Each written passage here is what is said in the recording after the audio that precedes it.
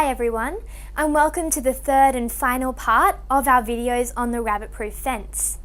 Now we've already looked at historical background and belonging themes, and now we're going to look specifically at the way in which film techniques are used by Noyce in order to make this a text which really addresses belonging as an idea.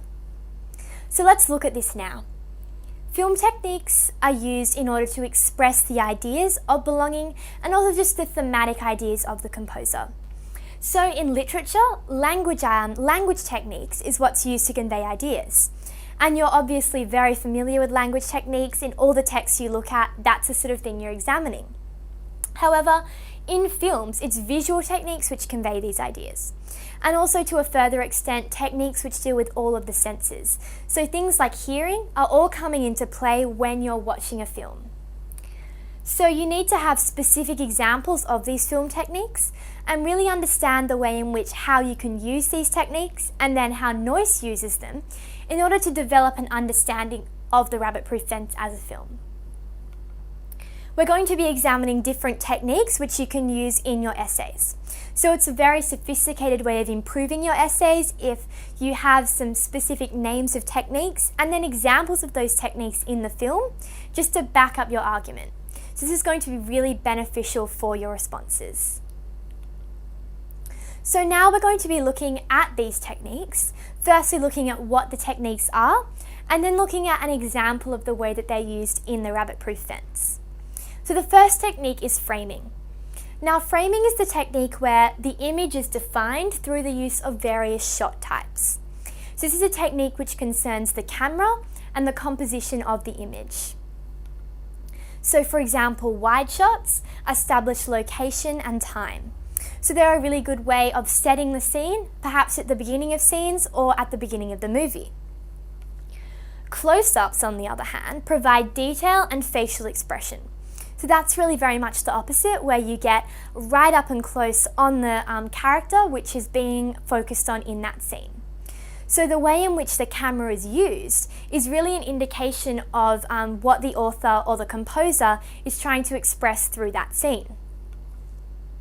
So if we look at an example from the rabbit-proof fence, Molly's eyes fill the entire screen as she recovers consciousness on the salt plain. So this is a way of really giving a full indication of the fact that Molly is the focus in this scene, and especially by focusing on her eyes, which is a very sort of personal thing to be focusing on, we see an indication of Molly as the focus here.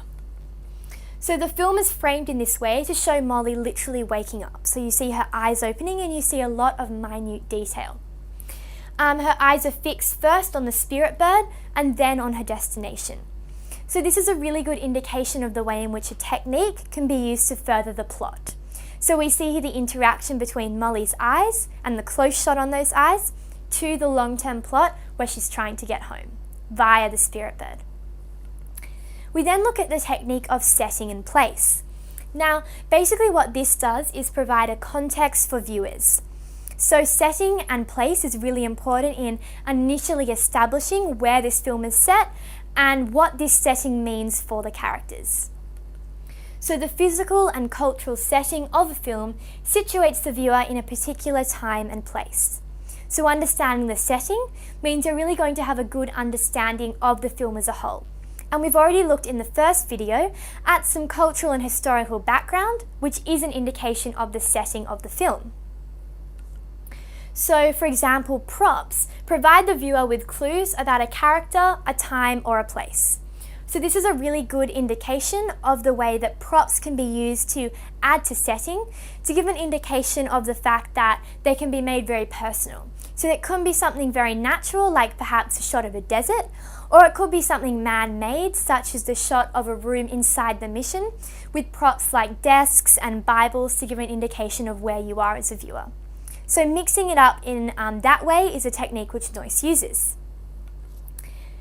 The inclusion of archival footage of Perth in 1931 helps create a sense of time and place in rabbit-proof fence. So here you're using this archival footage to give you a direct insight into the time and place of your setting. So this is a way in which Noyce does that. Obviously he does this throughout the film every time he focuses on a new piece of Australia's natural environment. However, this is one example which you could list. The third technique is lighting. Now, lighting is used to create atmosphere and mood.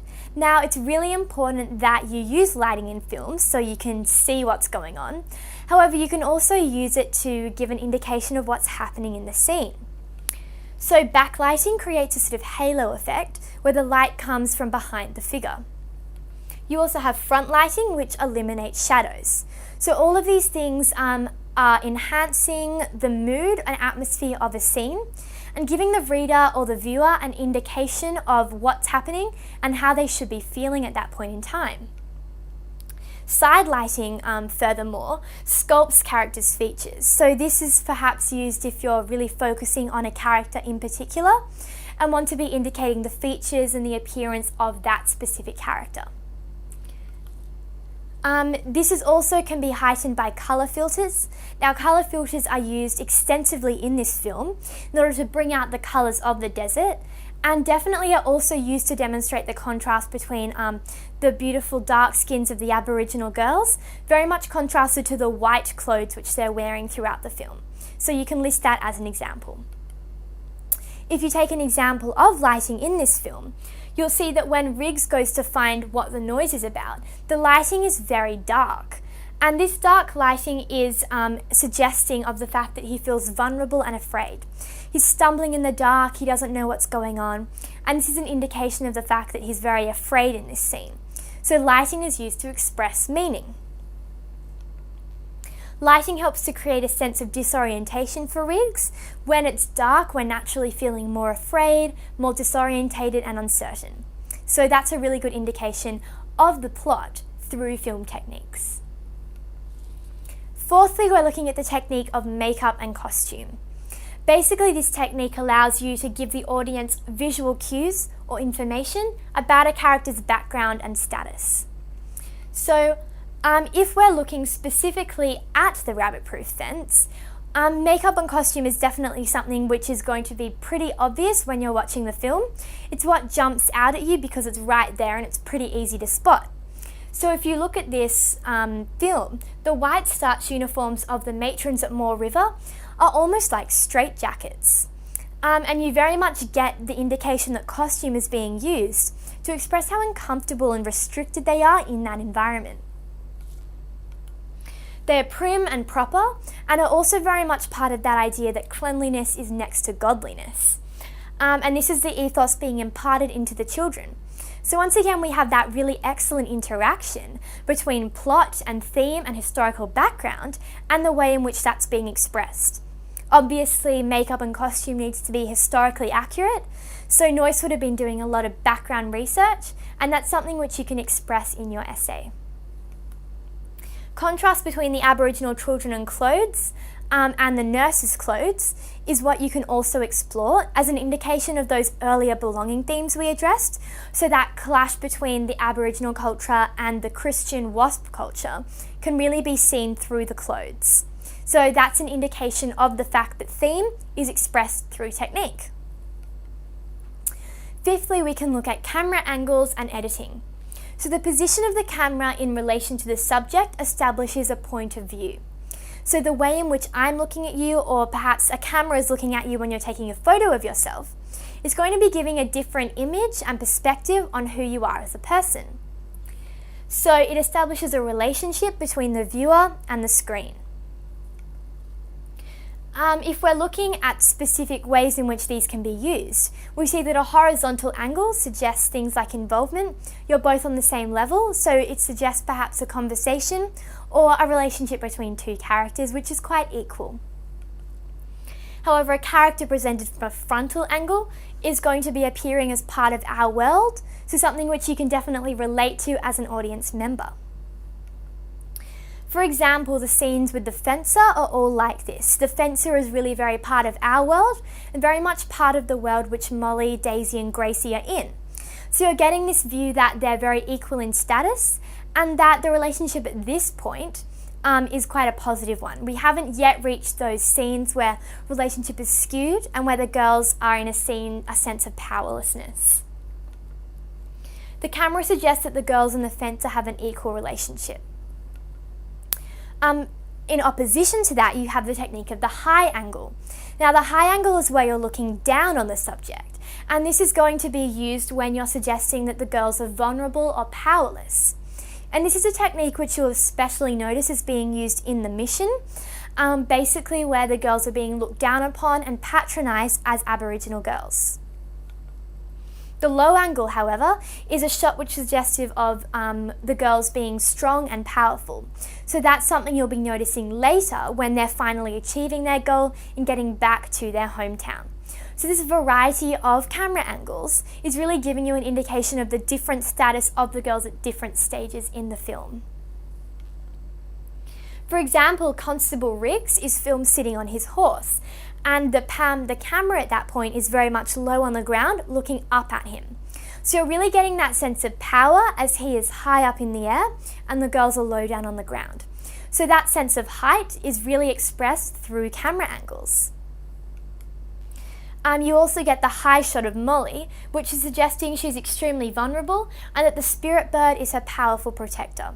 So when you have the spirit bird high above her, that really gives an indication of how magical and how really spiritually powerful that spirit bird is for Molly's guidance back to her hometown. The final technique which we can examine is soundtrack. Now, soundtrack is composed using any combination of sound effects. Now, this can be things like dialogue, music, and silence. And all of these things really work together to create an emotional response from the audience. So the interpretation of what is being shown visually can conflict with or undermine visual images. However, usually it works with the visual images. So you'll see what it visually says on the screen, and then the music is going to be working to enhance that mood, that atmosphere, and really allowing you to understand what's happening at that point in time. For example, if you look at the discords and thumping drums that are used in the chase scene at the Jigalong depot. So this really is giving an indication of the fact that it's a fast-paced scene, it's very chaotic, very high tension. Really their music and to a further extent soundtrack, because of those drums that are really just sound effects, are really helping you understand the mood of that scene. This is helping to create a scene of mayhem and panic for the audience, and that's reinforcing the scene which they're watching. So they're already being told through image that yes, this is a chaotic, terrible scene, and this is then backed up through the sound effect that you see. Now, although we've examined all of these issues within the videos today, you need to do your own research to really develop your personal understanding of this text. Now, I really suggest that you utilize web resources as a way of furthering your understanding of this text and drawing upon everything which we've studied in these videos to really further enhance your understanding of not only things like background, plot, but also themes and images, and the way in which techniques are used to construct all of these factors. So take a look at the documentary of the forced removal scene. You can look at this down the toolbar on the right hand side, and there are also many other links to the Rabbit Proof Fence on YouTube, which may help you examine the theme in depth. So take a look at this link if you want to understand this historical background a little bit more. You can also learn more about the Stolen Generation with these educational study guides, and you can watch videos and answer questions. Things like that which are really going to give you a really solid background in understanding your text. And you can go away and do that on your own at the conclusion of this video. So that brings us to the end of our lesson on the Rabbit Proof Fence. This is the final part in this Rabbit Proof Fence series, and throughout this series I really hope we've analysed this to the detail and descriptive amount which you need to analyse your text successfully. Through understanding things like plot, author, historical background, and then applying this to themes and techniques, you're really going to have a sophisticated analysis of this text, which you can definitely use in your final essay response.